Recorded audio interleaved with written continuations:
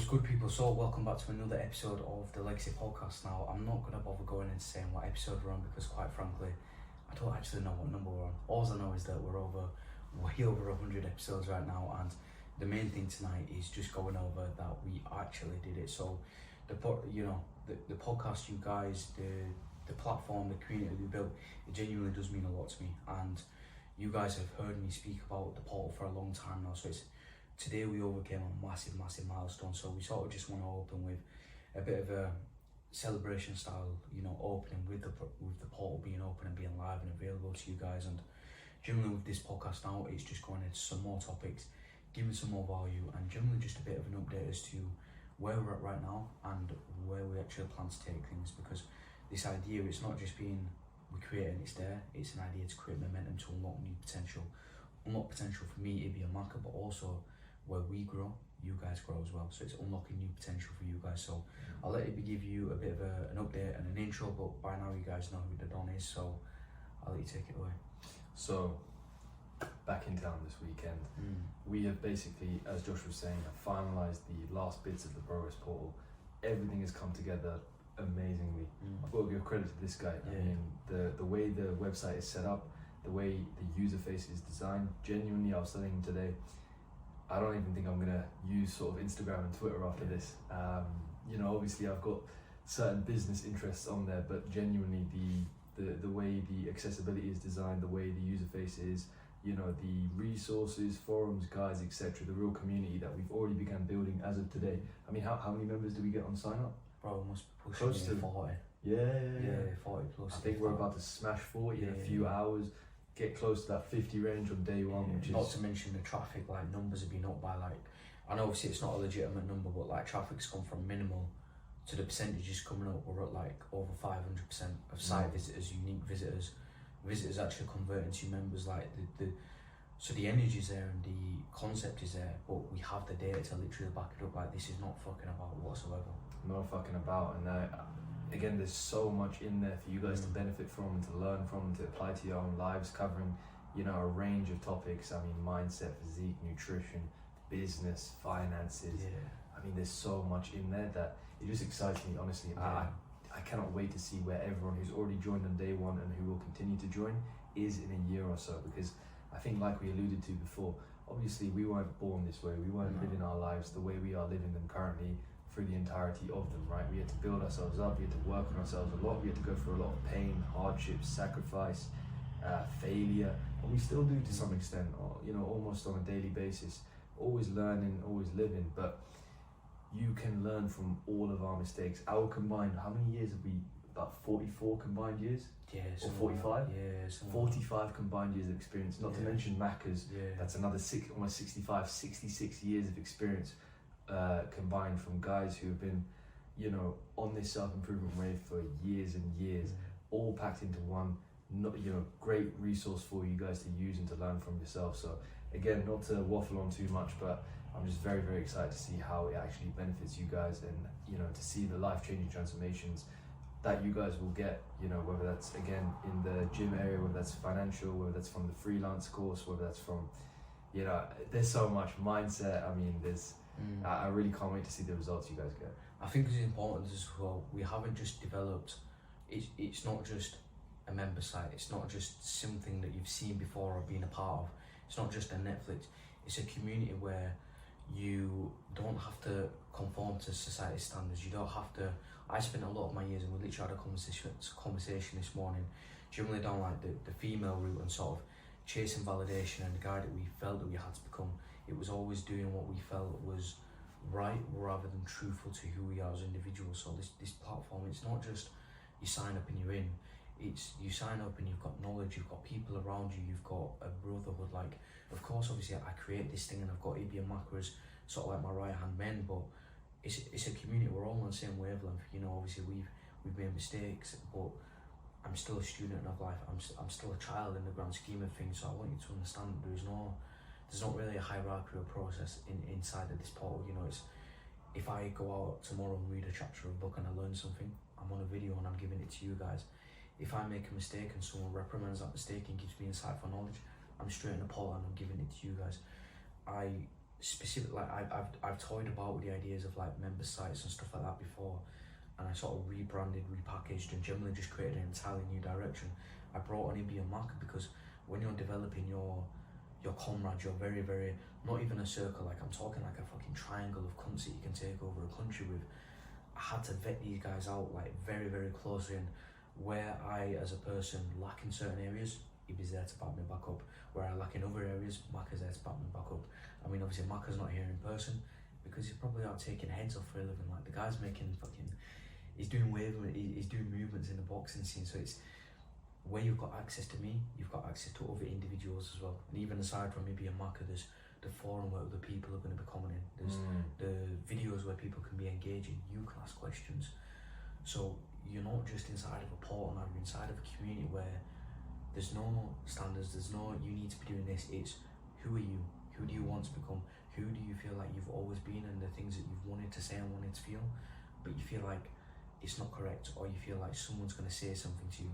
I want to know who the more authentic you is, and that really is where the portal will lie to unlock that. Absolutely, absolutely. Just to touch on a few things you said there. For me, a key part of the portal was being uncensored. Now, of course, myself, Josh Maka, we're not afraid to talk about certain things. However, we also have livelihoods to protect. We also have, jobs businesses that are in the public eye. So unfortunately, it means from time to time there's certain topics that we can't really dive into too much because we've literally gotten, how many strikes have we gotten on TikTok? I mean, your TikTok got removed. Yeah. I've basically been shadow banned for a year because of certain things I was pushing when it comes to masculinity and whatnot. So a large part of the portal to me is going to be just that uncensored factor, right? The fact we can talk about and release videos and talk about certain things that we otherwise wouldn't be able to talk about in the public eye. So I'm really, really looking forward to that. I can't wait to share my opinion on certain things that I've had to hold back on in the past. And again, just touching on that brotherhood kind of networking aspect, right? I think a lot of guys go wrong when it comes to networking. They sort of assume it's what can I get, rather than what can you provide in return for the value that someone else can provide for you, right? Remember, networking is just an exchange of value. So inside the portal, like you said, there isn't a hierarchy of people. It's literally just a group of men who are going to hold each other accountable, who are going to push each other, and who are going to hold each other to high standards in order that everyone becomes the best versions of themselves across all the different areas that build up a man that they can possibly be. So the idea of it, I think, is brilliant. I don't think it's ever been done. I think men nowadays, particularly in the self-improvement sort of niche, let's just say, they struggle with finding like-minded individuals. In fact, I get told that regularly. They struggle finding people who are on that same wavelength. And even look at the sign-up forms that we've been getting. Everyone's been saying the same thing. So what we've created, it's a recurring theme. Aligns with what guys are wanting. Literally, it's a recurring theme, right? We're providing that platform for you guys, and no one's, like you said, no one's at the top, no one's at the bottom. Everyone's equal in there. It's literally just guys who want to get the best out of each other and get the best out of themselves. We all have one common goal, and we're banding together to achieve that goal. In the past, there's been things like, I think the closest thing's probably been like Discords and these like red pill communities and all that shit, right? It relies on social media. One strike and they're gone, and you never hear about them again. And your guys are on to the next one, which means you're in a dopamine chase of what's the next thing. This is not a standard thing. You cannot censor this because I built this with secure servers. It's password entry. It's encrypted. No one can get in unless I say so, unless we say so. Nobody, like, once you're in. Nobody can censor us or nobody can strike us. This isn't a thing that's just going to be temporary. This is the new wave. Like, this is not fucking about. It's not a short-term thing. I mean, this is going to grow substantially over the next few years. I mean, I get excited thinking about it. With what we've got planned, with how we're going to expand things, with where we're going to take it, I truly believe it's going to revolutionize self-improvement. I mean, like I said to you previously on the last pod we did, honestly speaking, if I had access to something like this when I was younger, I'd be king of the world by now. And I genuinely mean that. I mean, it's very, very good. No one has ever released something like what we're giving you guys for free. We could easily be charging a monthly fee. In fact, I think I said that to you. I'll be honest, guys. I'll be honest. I think I said that to you. I thought we were giving away too much. But the truth is, and again, I think we reached a common sort of agreement in the sense of, we weren't really doing this for money. I think male self-improvement is something that's very like frowned upon, right? Yeah. Any guy who's trying to better themselves, especially if they grow up around females or they've got females in their lives, they're always going to get negative comments. They're always going to try and be held down by other females because for some reason male self-improvement is linked to like toxic masculinity and all this bullshit. Guys are constantly told that they can't go to the gym because it's bad. They can't aim to be masculine because it's bad. We're giving that to you guys in one secure place. We're covering all bases. We're teaching you how to, unlock your true selves, how to be masculine. That you don't need to be concerned about what other people are saying. You don't need to, deny what you truly are after, right? This is a place for self-improvement. This is a place where you're going to get better. And like I said, I cannot wait to see the results some of you guys get. It's going to be amazing, honestly. I mean, obviously, we've sort of just got back in from, not necessarily an out, but just sort of, again, I would call it a perspicacious this evening. We sat back and we reflected. So you're going to see some of the forums. Some of the forums are dating back to like 2021, 2022. Shit's been years in the work. So for me now, it's like, you've got my shoulders here and I just had everything just compressing. So tonight it was just a time to sort of look at the different perspective, understand what we've actually achieved. And we was in actually at a bar. It was a nice bar, and we even vetted this out for phase 2. So on a consensus that this is just the start, phase 2 will literally unlock entirely new, circumstances where we're looking to bridge the digital with the physical, where we're looking to influence you guys even more. And yeah, it's just crazy. But again, everything snowballs, everything changes. I'm still young myself, so I'm still learning new ideas. And where we're going to be in a year's time, the portal could be looking completely different, functioning completely different. But the main thing is that we're in this together. As a man, you're born worthless, and it's very, very hard to navigate in this world. It's only been, honestly, I'll probably attribute maybe at a push minimum the last 6 months maximum. I'm not even going to say 12 months, I'll say 8 months where I've really sort of unlocked, understood and redefined what it is. I'm obviously like mid-20s, so you think 20, obviously of course when you're a baby, but it's took me the better part of 10-15 years of being worthless and defining what it is I actually offer to the world, because without that, you're nothing. It's easy for a woman to be homeless on the street and she'll get given a home. It's easy to be a woman and a woman because she's born knowing that she can bear children, that she is a value, as a child anyways. But as a man, you're really born with nothing in this world. So to actually define those core values and give yourself a standing in the universe is fucking hard, bro. Like it's a daily battle. Inside this portal, bro, it's us versus these problems. But we're not selling this right now. Let's just expand on this. We wanted to go into no censorship, so let's kick off with a bang. And we're not going to say he who shall not named. I'm talking about the Don, Andrew Tate, someone who I owe a lot to, quite frankly, a god amongst men. So let's talk about his update, let's talk about him. And let's just generally just show these people that we don't really care. Like, this is our system, this is our universe. Let's speak about these things that we like. So, I just open with it, bro. Like, look, I've looked into the case recently. Obviously, there's been an update. They said they've detained him for an extra 30 days, that they are now officially being charged, I guess, or whatever, with everything they've been accused of. I don't know why people are acting like that's a definite sentence, like he's been given a life sentence or a death sentence or whatever, right? You guys need to understand how the law works. Of course he was going to be charged. The Romanian authorities couldn't not charge him after detaining him for 5-6 months. I mean, how silly is that? They couldn't just let him walk away after 5-6 months. They'd be liable for damages and so much else, because there wouldn't be any proof. So regardless of how the evidence is looking, and bear in mind, guys, I've looked into this, the judge hasn't even looked at any of the evidence yet. That it hasn't reached court. It's all hearsay right now, as you probably know if you've actually looked into the case. So everyone acting like, I say everyone, all the liberals, let's just keep it 100. it's all either the the girls or liberals, the beta boys. all the feminists, all the soy boys who are acting like he's been sentenced to death or whatever. Just do some fucking research, man. I don't even bother debating this with people who don't actually look into it. You may think that we're being biased or whatever. The funny thing is, we do fuck with him. But the funny thing is, we've looked into this neutrally. I'd be the first one to admit, as a man, if I genuinely thought he was guilty of the things that he's being accused of or that he's being charged with. There isn't a shred of, DNA within me that thinks he is actually guilty of those things. I've looked into the case. I genuinely, as of today, as of right now, I don't think there's a single bit of hard, concrete evidence that he's guilty of all the stuff that he's been accused of. So to me, it's a farce, and I don't even bother debating this with feminists and liberals and stuff like that, because they've got their own view. I've attempted it in the past. Don't get me wrong. I've attempted to debate and encourage people to always do their own research, etc. But it comes to a point where it's like you're basically talking to a brick wall. So for me, it's just do your own research, reach your own conclusion, and that's that. Yeah. As well, obviously, again, look at this logistics like that. Pick up a fucking book, go to Waterstones and buy a book on the law. Being charged versus being convicted are two very, very different things. A charge simply means that it will go to court.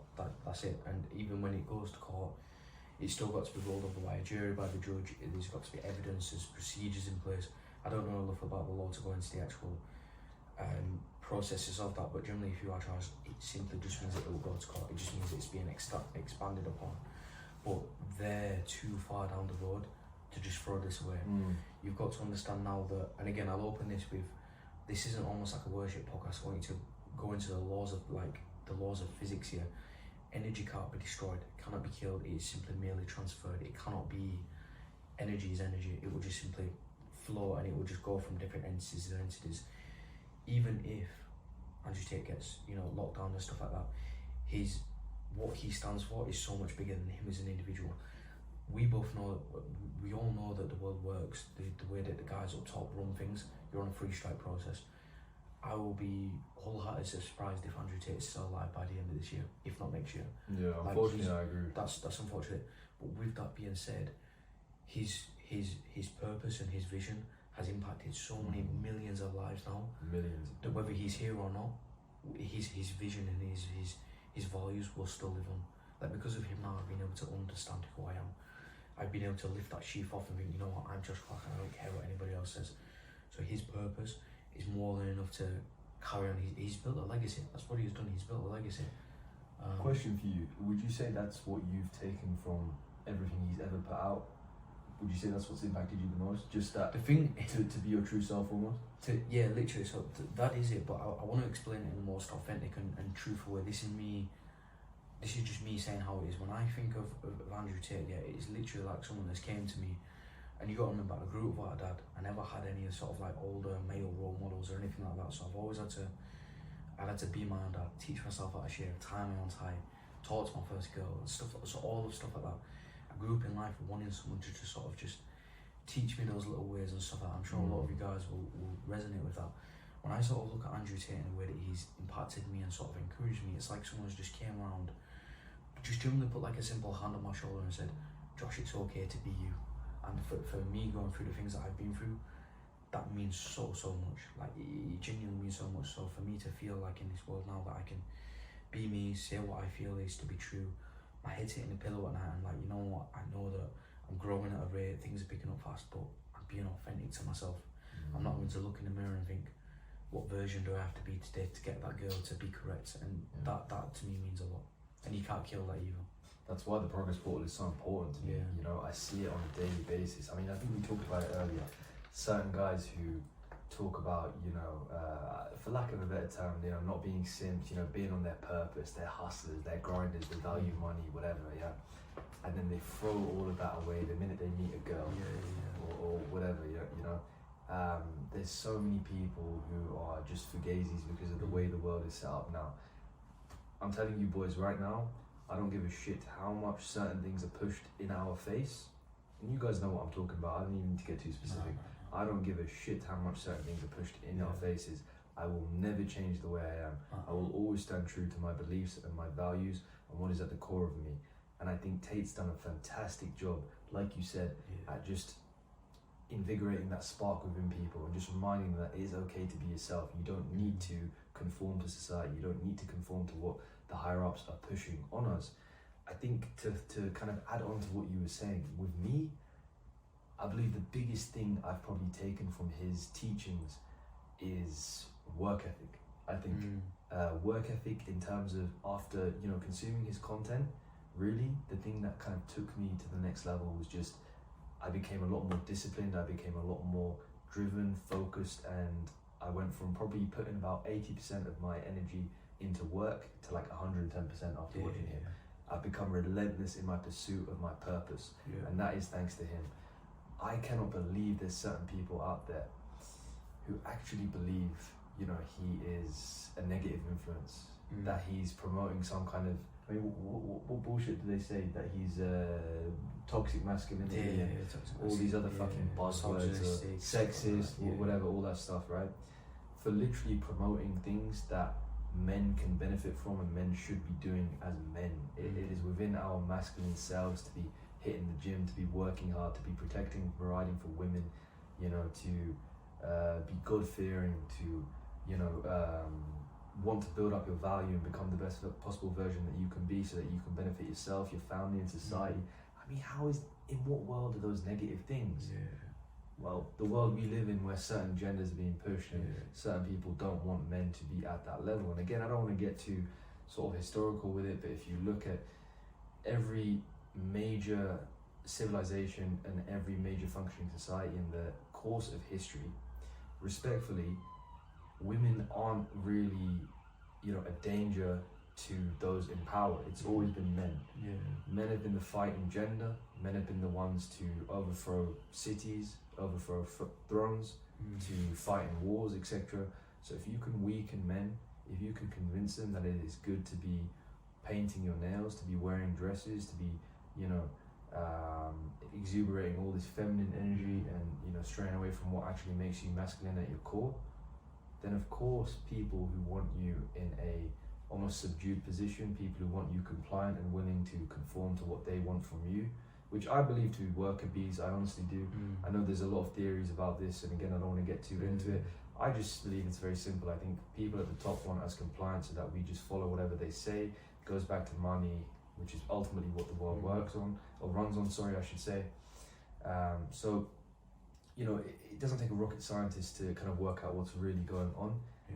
It's just a shame that people don't bother putting in, you know, their research, and they just go with what the media, the news are telling them, which is why again, going back to what I was originally saying, it's why I love the progress poll, because we don't need to hide our opinions on anything. We can give you the 110% truth on any topic, and that is really, really important to me. I can't be around people who aren't going to speak their truth. I can't be around people who are going to give me some false version of themselves.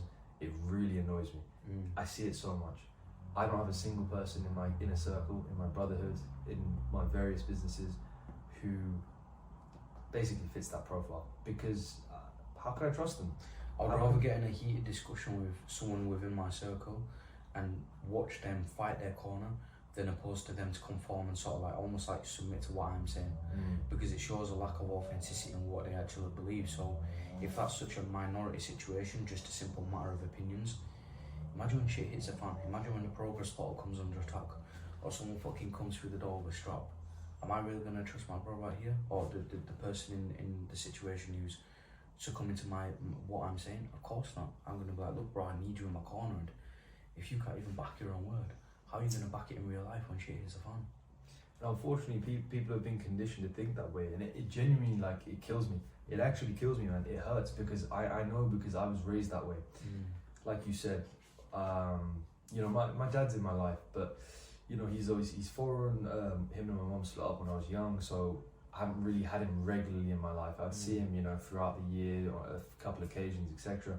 But a lot of things about becoming a man, you know, becoming masculine, etc., I've had to learn myself, and I've had to learn that from places of pain, from you know, bad experiences that I've had in the past, and failures, and you know, ultimately a lot of hardship and overcoming burdens, etc. So it matters to me. It really does matter to me, and that's why I'm so passionate about giving you guys the best possible service that we can. You know, ticking off all the boxes necessary that are going to turn you into a high value man, that are going to help you level up and upgrade your lives. You know, a place where you don't need to worry about what you have to say, where you can just speak your mind freely. I mean, it's funny, like, these sound like things that should be the norm, and yet it's like become so ostracized to this point. I mean, what we're giving you, really, it shouldn't even, like, you know, have to be this exclusive sort of, it should just be the standard, but unfortunately that isn't the world we live in. So it really does matter to me. I think you're the same in the sense of, because we come from a place of pain, and because we've had to learn the hard way, I just want to help as many of you guys get past that and learn from our mistakes and our previous experiences, and ultimately just become the best versions of yourself. Because honestly, if you don't seek out this kind of knowledge, it's not going to come to you. and that's just the reality of the world we live in now. Those things are suppressed, those things are promoted as negative, and I hate this buzzword, but toxically masculine and all that other bollocks that they say. It's not going to come to you. Yeah. So to me, it's very important that we provide you that kind of guidance and advice across multiple areas, which is why, again, the Progress Portal is it's very, very, honestly, I would say even emotional to some degree. Yeah. I know we preach a lot about stoicism and mindset, but it just kills me the fact that the things that we are teaching you guys, which guys, especially young men, should be learning and that should be taught, are considered what they are. But I mean, let me pair you with stoic instruction to follow this on. It may seem like, we're giving you a lot of ammunition to go fight a battle that you feel has to be fought. Like, Tate's doing his thing, like, ultimately we're obviously doing what we're doing, but do you really think for a second Tate's actually thinking what we're doing right now? He doesn't care, he's on his own mission, we're on our own mission. I respect him, but I don't really care about what he's actually doing right now. Stoicism, the understanding that I need you, I don't want you, this is a legitimate prescription, I don't want you to watch this video and the second you find a girl, or even it could be a family member that disagrees with it, I don't want you to start spilling off what we've been saying. This isn't ammunition to go fight a battle that needs to be fought, because the whole concept of you becoming the best version of you has no relevance within fighting, within sort of just conflict and just general negativity, because it doesn't reward and exacerbate any of a positive energy. You need to be, essentially, I'm in a position now where if I'm speaking to someone and they believe that a horse is not a horse and a horse is a cow, then so be so. A horse is a cow. I literally don't care. You are right. I'm not going to extend my energy, my rationales to explain why a horse is a horse. It does not care. There is no, I don't perceive it as even being worthwhile on my radar at all. And ultimately, when you're in these scenarios now where people are speaking about this stuff, I need to just honest, it's actually a test. If you're going to constantly fall victim to those people that are speaking about stuff and it gets you in your feelings, then you've already lost. And you're going down a road where really you're not the right fit for the portal. You're not really even should be on this I was podcast. literally just about to say, you're probably not at the level that you think you are if you're actually getting bothered by other people, having differing opinions to you. Remember, that's what we hate about modern society, is that no one's allowed differing opinions. If your opinion goes against the mainstream agenda, then you're ostracized. But if we do that to the opposite end, then we're no better than the people that we condemn. So always take the high horse. That's a large part of being a high value man. Actually applying stoicism. You really shouldn't give a shit what other people say. Now, I understand obviously if it's like family members and stuff, it can be annoying. But again, just take the high horse. People are always going to doubt you, question you, and ultimately comment on things that they don't really understand. So you just have to remember that. Remain stoic and just do your best to get the results that you are capable of getting and that you want to then show these people. Because I think people nowadays, they don't really respond to words because everyone loves to talk. I think people respond to results and actions. That's the only currency that they understand. So make sure you're actually backing up what you're saying. Sorry to cut you off. Did you want to expand on that? Yeah, I mean, I think as well, the only way to sort of like win an argument is to not have one at all. And ultimately, he who angers you controls you. So again, if you're constantly getting in your feelings about stuff and you're letting people, what you're doing is, one, you're revealing your true intentions. Like, we could even go down the route of 48 laws of power. One, always say less than necessary, and two, never reveal your true intentions. If you're constantly being agitated by people, they're going to know what buttons to press, and they're going to know what to do, because things said in anger cannot be undone. Words are words, and if you say something and you lash out, let's just say, for example, you're in a workplace and the topic comes up, because that's what happens, you're working and stuff like that. You speak about him, someone disagrees with you, and you go off the cannon. Your boss could hear, you've lost a job. You could be on the brink of a promotion, you could be on the brink, and bro, you could be trying to fucking get with one of your co-workers, and now she's heard you say that and you look like a loser because you're getting all angry and emotional. She's not going to be around that at all. So honestly, just stay perspicacious, understand that people have their own, we have nothing in this world, bro. Like, literally, you could have a car right now, you don't own that car. You could have a house right now, you could be trying to get a mortgage, piss off the government and try to tell me that you have a house. The only thing that you really have in this world is your name, and ultimately everything we're speaking for is all open for interpretation. So, we're speaking about this and we're here, camera there, straight line. There's a different route here, there's a different route here, there's a different route here, here. Being perspicacious is the ability to understand all of these different perspectives and sort of understanding what's yours, be it staying true to that, but also not necessarily being respectful, but just understanding that other people may not agree with you, and that's just the way of life. Like, find peace in it. You're your own guy. People are only going to see from their own perception, regardless of whether you think that's right or wrong. So you just have to come to terms with that, come to peace with that, and accept it. I mean, that's just the way life goes. Again, people only respond to actual results. So rather than talk about it, show them. You know, don't be about it. Sorry, don't talk about it, be about it. Exactly. You know, don't talk about your philosophy, embody it. It's something we apply to our lives, it's something we're very passionate about. I would rather show you, I'd rather prove you wrong than just talk about it. Talk is cheap, actions are expensive. I want to show you, I want to prove all the haters and the doubters wrong that this is a viable path, and this is something that has, you know, ultimately benefited us and has helped us massively. So irrespective of what people say, you just focus on yourself, do your own thing, and again, don't worry about people who question or doubt you, etc. Because you could do everything right by society standards, you'll still be wrong somehow. There'd still be someone questioning you, there'd still be someone hating, doubting you. It's just human nature. Come to terms with it. I think focus on yourself. To put this sort of like chapter of the episode to bed, like, understand this.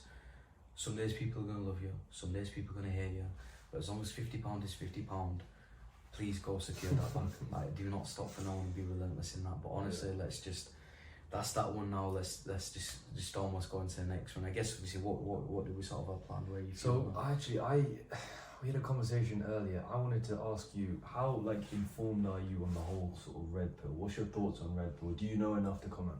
Nah, not at all. I think as well it's important to, this is again vetting the right people, developing your comrades.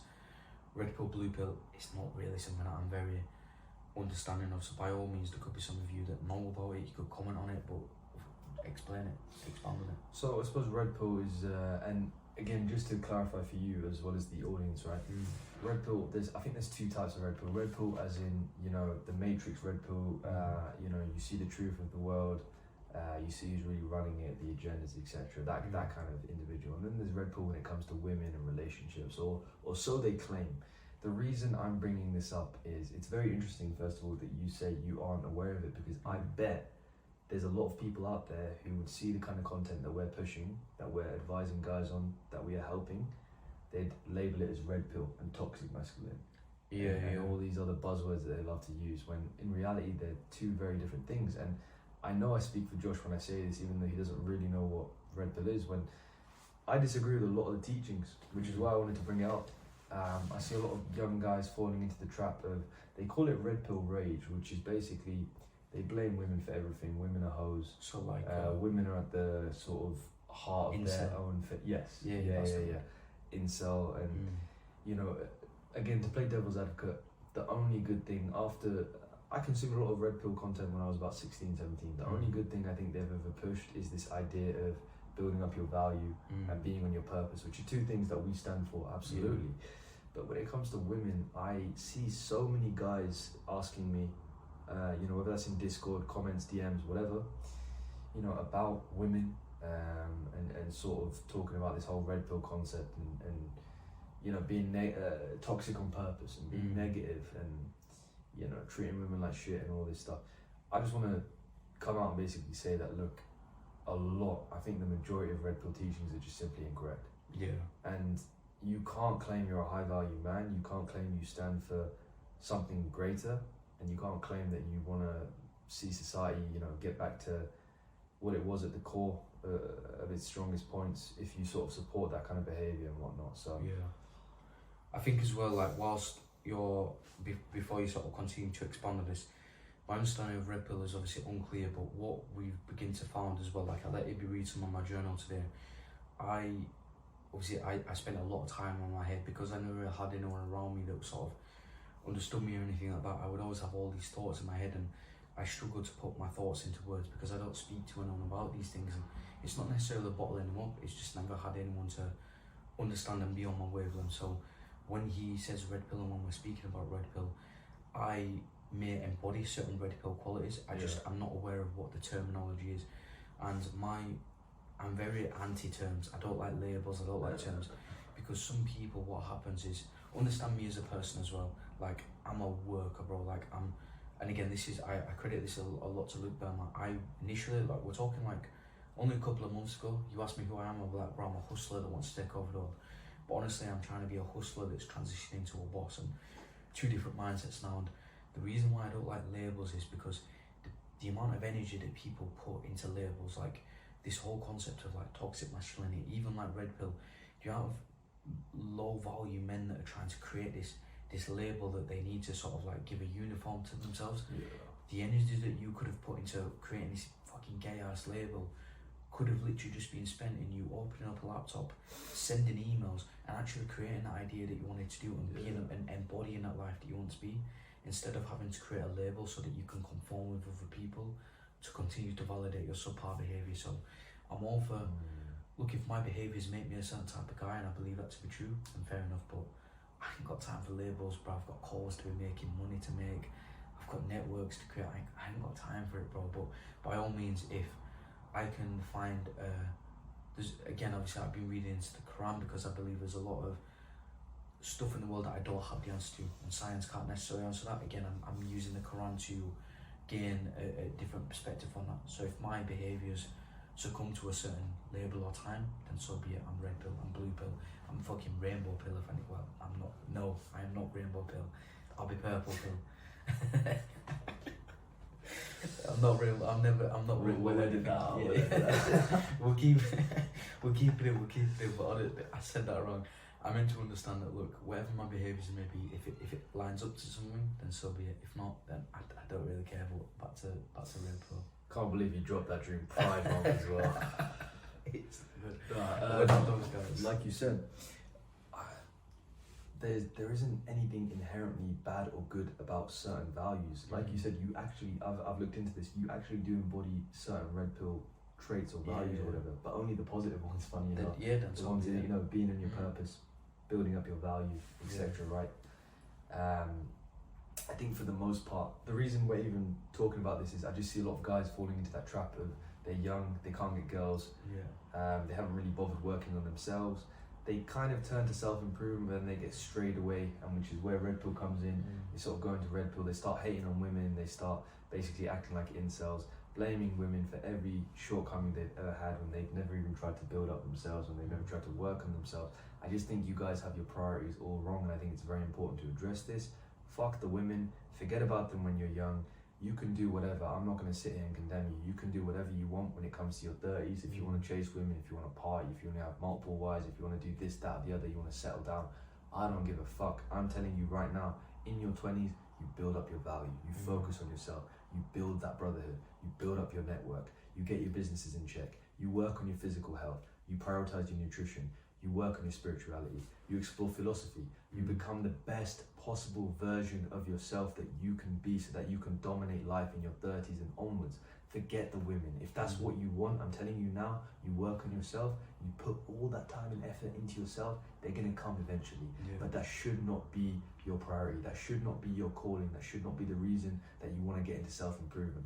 I just think self-improvement really should be sort of separate from this whole red pill. Unfortunately, there's certain people who are marketing themselves, trying to take advantage of the whole sort of just men who are looking for a solution to their problems, basically, and they're almost straying them off the path that they should be. So be very wary of the content you're consuming, and don't fall into this bullshit trap of thinking every single girl is a hoe, every single girl's this, that, and the other. There are genuinely good women about. Like, it's great, like the energies, and honestly, like you put yourself into the, to put it plain and simple, you invest in the right woman, you'll get to some new heights. So I guess going into another topic now, let's call it another chapter. Let's go down the route of business. It is a core focus of the poll. It is a core focus of who we are as individuals, and I feel like in this day and age, you simply just cannot rely on one source of income. It sounds very black and white. You've probably been told that by a million mentors, but there is truth to that. You know, I've been in 9-to-5 jobs where someone will get let go. We're talking they get let go on the Thursday, Monday, someone else is new. Like it's when we speak about these things, it's not even about the money, it's the principle of things, and that is something that applies to all walks of life. You know, if you are in a 9-to-5 and you think that you can climb that ladder, which by all means I respect that you can, and is a good route to go down, we need people like that, but understand that you are almost sort of like on a fishing line where that can get snipped at any time you fall. So the concept of going down the business route is, I believe that everyone in this day and age should be having different just funnels to direct themselves. And ultimately, the world is broken, and in the most beautiful way. I'm not the richest guy in the world, but I'm aware that money can be made literally anywhere. Like, there's been people where they go on TikTok and they literally just speak about the day. They're doing mad numbers now. There's kids that are doing videos of them just watching toys, and they'll never have to work a day in their life. So there's girls who fart in jars and sell them for crazy, a couple bro. grand each online. What the fuck is your excuse? That's what I mean. Like, it's crazy, bro. So like, by just going down this route of business, I think it's important to understand that. Just think of it like a chair. If this chair's got one leg, I'd be on the floor right now. But it's got four. It's sturdy. It's secure. I've got my armrest. I've got a backrest. I've got multiple facets of this chair that allow me to sit secure in this position, where I know that I can speak my words, do this podcast in a way that I don't have to worry about falling on the floor. So, core principles. Give me a core principle that you feel like someone should have. I think at the heart of every business you attempt, whether that's service-based, whether that's product-based, you're selling something, etc. It sounds very simple, but as someone who has attempted businesses that I suppose don't fall into this category, you need to be solving a problem. Like, that should be at the heart of every single thing business-wise that you do. I'm going to get into more specific things later on, but it's extremely important that you're actually solving a relevant enough problem. If you're not solving a problem, it's going to be very hard to acquire sales. In the past, I'm, as honest as I am about my wins, I'll also be honest about my perceived failures, right? I had a drop shipping merchandise store set up at one point. And in terms of sales, they were good. We didn't lose money, we made profit, but nowhere near what we were hoping. And we came to the realization that it's extremely hard to sell merchandise no matter how good it is. Ultimately, if you're not solving a problem, any kind of business, it's not a strong business, I don't feel. You need to be fixing something for people. People will always have problems. I mean, there's literally billions of problems out there for you to potentially enter into that market, for you to potentially solve. You don't need to necessarily reinvent the wheel. You need to see what's worked, and give your own kind of spin on it. That is the essence of like social media and a lot of businesses. I mean, you'd be surprised. So I think solving a problem has to be at the core. Like, number one, if I was to tell anyone if they're going to start a business, make sure you're fixing a problem for someone. Yeah, I'm not even going to bother adding anything on that. There's more than enough that we've covered there, and you guys know where to go if you want to find more about on that. But I think on my understanding, it is, you have to be translatable. A lot of businesses, a lot of especially service based, there's almost quite a bit of an art form to it, because you're creating and developing the ability, the data set, so to say, of taking something quite complex and translating it into what we call the granular form. So there has to be a lot of role reversals in business where, yes, you're a creator, you're a leader, you're an authoritative figure, but the language, the information that you're taking on, the service that you're providing, it could be marketing, it could be online coaching, it could be anything at all. Let's take online coaching. I still have a very strong presence in the online coaching field. Obviously, again, I've been a personal trainer. You do your level 2, you do level 3, you do anatomy, physiology, you learn about the outer parts of the quad, your vastus lateralis, your adductor, your abductor. I learn about those muscles, I learn about insertion origin points, I learn about why these joints function the way that they do, hinge joints, socket joints, circumduction of joints, all this type of stuff. And you could be listening to this thinking that's complete gibberish. I need you to understand that it is gibberish. The real defining facts between creating someone that can actually build a business, someone that is an online coach, or a businessman that runs a coaching business, is being translatable. So how can you take the idea of muscle insertion origin points and different joint actions and translate that into something that your audience is going to understand, and to pair and configure highly with Ibby's point, solve their problem? To give you the answer straight away, we need to look at someone's biomechanics. So if you've got someone that is quite tall versus someone quite short, and then both your clients, you need to look at the angles of their joints and how that body moves to do certain movements. Someone who is extremely long. So I know, if you're watching this in a portal, you can see me doing this right now, but the thigh part of your leg, we call that the femur. Now, if someone's got an incredibly long femur, they're going to struggle to create leverage and get deep into a squat, because they've got that long femur. So to create that knee flexion, it's going to be hard to get them into a deep squat. Whereas someone who is short, where they've got a shorter femur, that angle within the knee joint, because again, it's a hinge joint within the knee, they're going to be able to create a deeper squat because it's going to be a more important movement. Two different individuals, but simply just by one bone length, one movement is less optimal versus more optimal. So we've just took something that is relatively complex, and now you've been able to translate that and explain to your client, look, you're a tall guy, you've got a long thigh bone, you don't even have to use the word femur, you have a long thigh bone. Instead of a barbell back squat, I'm going to put you on a leg press. I'm going to put you on a pendulum squat, something where you can still get the squat movement pattern, but you're still able to elicit the growth without having to back squat. Your smaller client, they can barbell back squat. So again, it's be translatable and take something that's complex, translate it into something that they understand, and most importantly, solves their problem, because that's what they're paying you for. It's funny, like you've literally just explained why this short dudes who outlift me.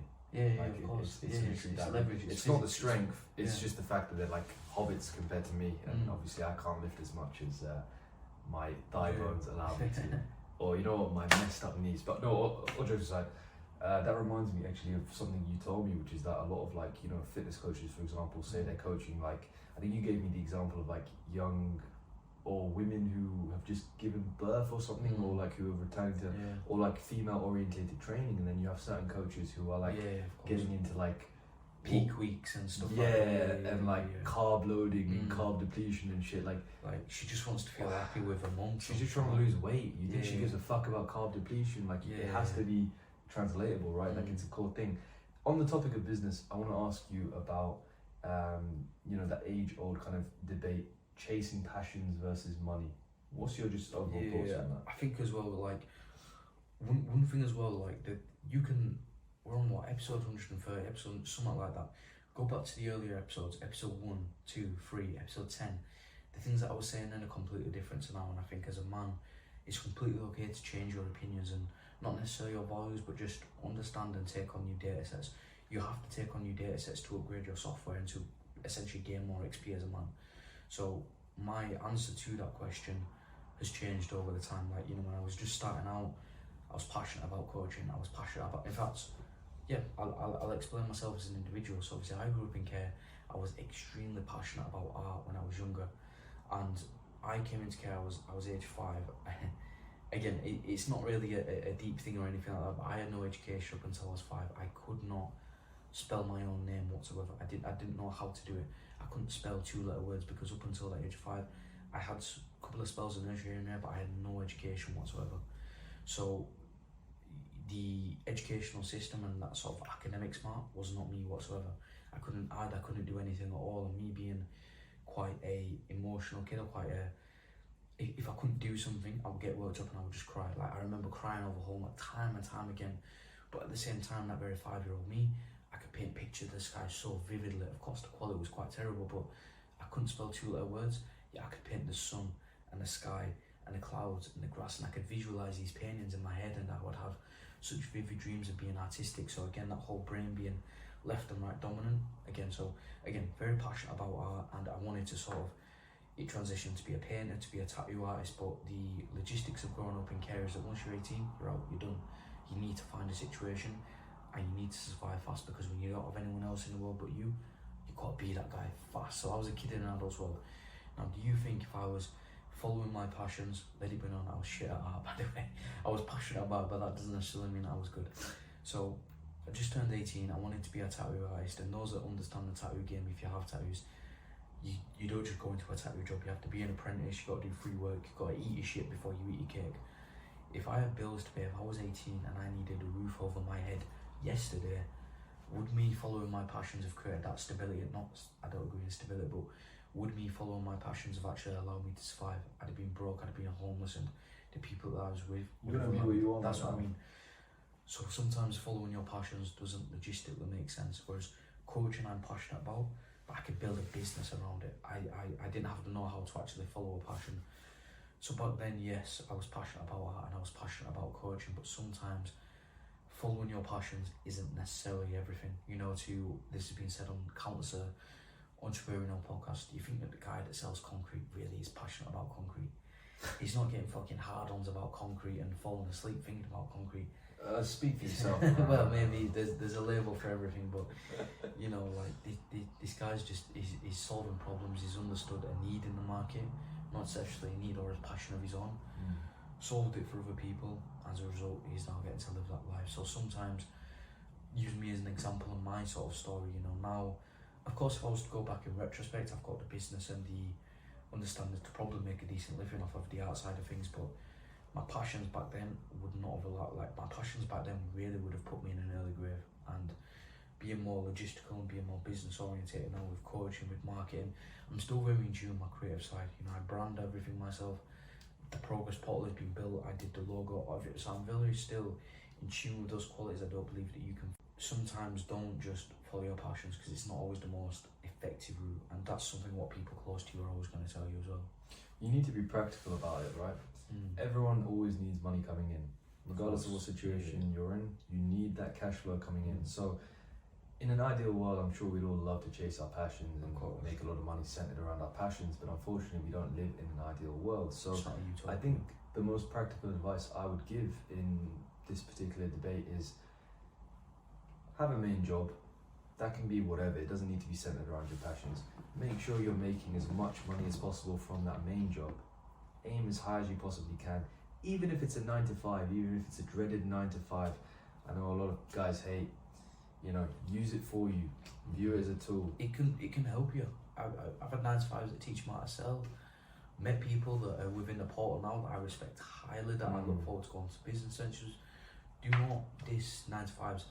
And honestly, there's men that are probably doing 9 to 5s. As long as you are happy and you know that your head's hitting the pillow at night and you've done everything line, I have absurd amounts of respect for you. Don't let anybody tell you that you need to run a business. Absolutely. You can have a 9 to 5 and you can have little bits on the side. The main thing is being happy. As cheesy as it sounds. Certain guys work a 9 to 5 and they're some of the happiest guys you'll meet. You know, again, stay away from labels. Just look at it as a job that's getting you cash flow, and you can use that cash flow to then better your side hustle, which I believe should be centered around a passion of yours. Just like Josh was saying, when it comes to the progress portal, he's managed to tie in a lot of his creative side and a lot of his creative energy into creating the best possible product, and that is essentially, you know, obviously coaching is probably, you know, your main one. I don't want to talk too much about his own businesses because I don't know what you've revealed to them thus far, but you know, Josh is a hard-working guy. He's got a lot of projects, but he manages to tie in a lot of his passions, you know, into all of these side hustles and into all these various projects, which may not necessarily be your main source of income or whatever, but it helps you supplement that kind of balance of chasing passions versus chasing money. As I said, just to wrap up quickly, in that on that topic, I should say, you know, make sure you got cash flow coming in. Do whatever job you want, even if it's a 9 to 5. Don't worry about it. Forget the label. It's money coming in.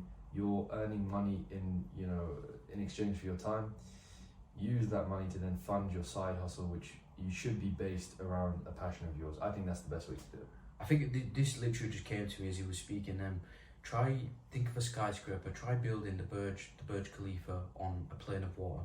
Like, no foundations, no nothing. Go into the friggin' Atlantic Ocean. Try build it. Like, get the steel pipes and just try build it on top of water. It's not going to happen, is it? There's going to be no stability.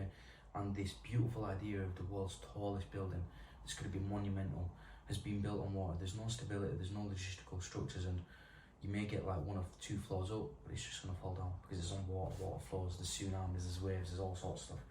The idea of following your passions and money is very much finding a solid ground, building the foundations, still having the same idea and the same energy of that Burj Khalifa in this beautiful monumental structure that has, you know, true art form in there, but you're pairing that with solid systems, solid automation, solid marketing, solid processes that allow you to operate like a business owner, but bring in that passion side of things as well. I'm still very passionate about what I do, but where I have the passion, I've got email marketing, I've got teams, I've got lead generation strategies, I've got calls booked in, I've got a pipeline, I've got content strategies. So the passion's there, but back it up with, it's almost like pairing religion with science, if that makes sense. So we went into business, and I think obviously, you know, we're getting deep into the podcast now, we're coming towards the back end. I wanted to go more on the self-improvement side of things and sort of advice that we've give, and almost let us be the, you know, the test hamsters here, sort of like we'll use ourselves as examples. So sort of, I guess obviously it'd be the self-improvement side of things. If you could speak to your younger self, what would be, you know, the self-improvement piece of advice that you would give? Where would you position yourself? That's a very good question. If, as in, you know, like one trait, one. Yeah, we'll keep it as 1 point because it makes it more actionable for the guys. I'm gonna give a bit of a cop-out answer, and I'm gonna put 2 things in one because I truly believe they're linked, but they're also Yeah. just as important as each other. Focus on your health, prioritize your health, physical training, you know, become the best version of yourself in that area that you can be. It just has so many kind of life-altering, positive knock-on effects. You know, certain habits and behavioral patterns, and you know, promoting things like delayed gratification and discipline, which was my other point as well. Because I truly believe if there was one piece of advice I'd give to anyone who's just getting into self-improvement, it would be that master discipline. Master discipline. Become the most disciplined version of yourself that you can be. Literally prioritize that. I truly believe discipline is like 50% of self-improvement. Yeah. Honestly, it's that powerful. I mean, teach a man discipline and he can literally achieve anything, regardless of, you know, how knowledgeable or how advanced he is in other areas. I mean, that's how powerful discipline is. It can literally transform your life. A single trait. I would definitely focus on that. It's literally the saying of give a man a fish and eat for a day, teach a man to fish and eat for a lifetime. That's discipline. But the whole thing that pairs with discipline, the reason why it's so hard and it's such a far-fetched statement, is because it's not discipline, it's self-discipline. And discipline isn't itself, it's the self part that you need to focus on. It's pulling yourself out of bed in the morning when no one else wants to. It's doing this podcast when it's fucking right, it's 1 in the morning, bro. Like, I should be asleep right now. We got a big day. We're working all day as well. You see what I mean? So it's the self part of holding yourself accountable to get the stuff done that you know that needs to be done. And I don't really have to tell you what needs to be done, because again, your head's gonna hit the pillow tonight and you're gonna be like, I should have done that. And if it hasn't been done, that's where the discipline comes in, and that's the areas that you need to go in on. Absolutely. I think discipline. I think Jocko Willink talks about it a lot. Did I say that right? Yeah. I always struggle with his name. Yeah. But I think he talks about it a lot. Literally, discipline. I look at discipline as like work ethic, control over yourself and your behaviors. You know, discipline. A lot of people think it ties into like purpose and goals, etc. But really think about it. Discipline to, you know, not lust after every girl you see. Discipline to, you know, do what is actually right, do what you need to be doing in every given situation, because there's so many distractions out there in the modern world, especially for young guys.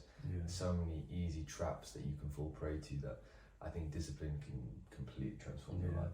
I guess obviously on my behalf as well, I think obviously AB sort of went on to it on the female side of things, and obviously I completely agree with the discipline side of things. I was a schmuck, I was a waste of time, and there's whole sort of like no-fop stuff and that. I like struggle with like legitimate addictions, bro. It's not good. For me, generally, that one piece of advice for me would just be validation and self-validation and what you have going on up here. I would posture heavily, and again, I say posture, I mean prescription. You need to look at your mindset as a workplace. And normally what happens is one of two things.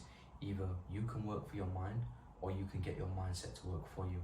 And the reason why I say that is because if you work for your mindset, what's happening is you're letting all these external values control your mental well-being. I spent a lot of my time chasing validation. And most people now, they think validation, just chasing bitches, just chasing pushing. That was a big part of it, believe me. Like, a girl could look at me in secondary school and I'd fall in love, like I was a little simp, bro, it's not good. But it expands out of that. You know, I could see, so like, there could be an older male figure that would teach me something or show me like a little bit of attention, and I would just idolize him, and I would put him on a pedestal.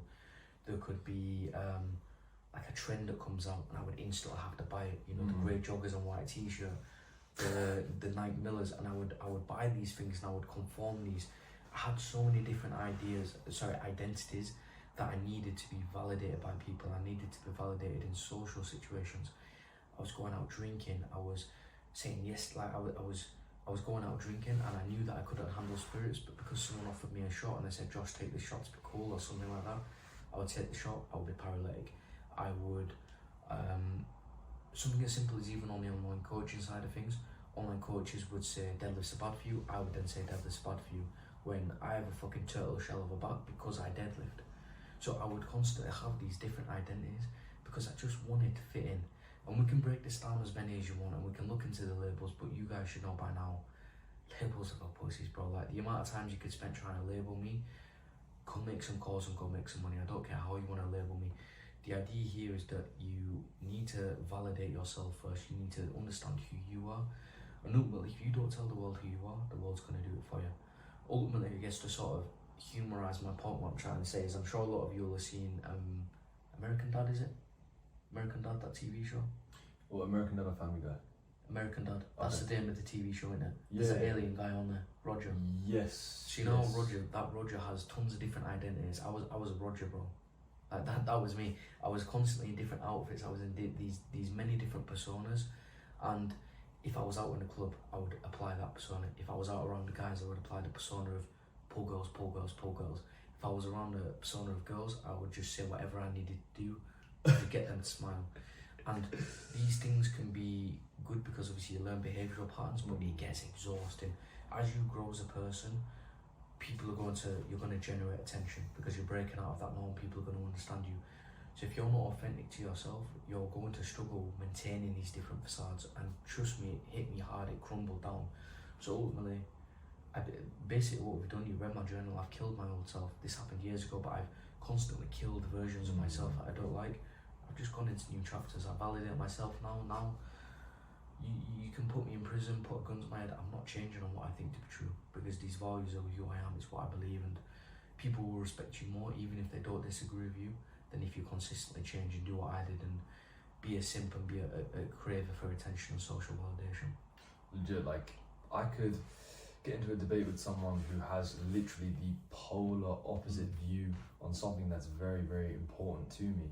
But if they're able to back up their points and consistently stay on that side, I have a hell of a lot more respect for them. Even if I disagree with them, than someone who's flip-flopping to kind of suit their narrative and to go with the times and whatever wave and agenda is being pushed. So, stand firm, stand up for what you believe in. Trust me, it will only benefit your life. Yeah, of course, I agree. Future, and I guess obviously what it holds. I don't really want to go on too much for this one. I think with the future, it's mainly just the future for me right now is momentum. A lot of people ask me right now, like Josh, like with the age that we're sort of both at, not necessarily you, but like a lot of people around me, I sort of accredit, I accredit this to obviously just being in the shitty city where everyone's having kids, everyone's having babies and it's getting married. It's not for me right now. Everyone's asking me what I'm doing, and for me, when I say that, it's like, I'll do that. I've got to take over the world right now. Like the world is mine. Il mondo è mio. And essentially now the future for me is just momentum. We've embedded these ideas now. We've planted the seed, and it's just momentum. Like literally, I don't just want to do all this speak again and just let it be. We've done this podcast now. I mean, we're already into the next 24 hours, but even today, by the end of this day, I will just continue to be better and just be progressive. That's it. Improving every day, growing every day. That's the core of self-improvement. You stole my line. I was going to say the exact same thing. I don't want to talk about it. I'd rather show you guys. Of course, yeah. But honestly, when it comes to the progress portal, of course, over the next year, and after that, there's a lot of plans in motion. There's a lot of ideas we have that we are currently putting together and working on, and actually putting in, a lot of time and effort to see these ideas come to reality. I think as well, like the progress portal's free, but it's not going to be this way forever. It's not just going to be an entry point. Like even as it stands now, you have to apply to get in. There are people that have tried to get into the portal tonight, and I've denied their entry point because they're just not right for the portal. So this chance right now, it's not selling you to it. You've got an opportunity to be great here, and this opportunity is not going to be here forever. Because as soon as the doors close, phase 1's done, we're straight into phase 2, which has already been mapped out as we speak.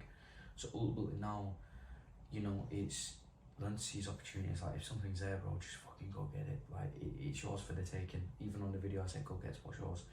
But look, if you don't want to do that, then fair enough. But if you're still hearing the words come out of my mouth right now, I know that you're about that life, and I know you're not fucking about. So all I can say honestly is just I'm glad to have your part of the movement. So, welcome to the progress portal. The world is yours, Chico. Yeah, of course.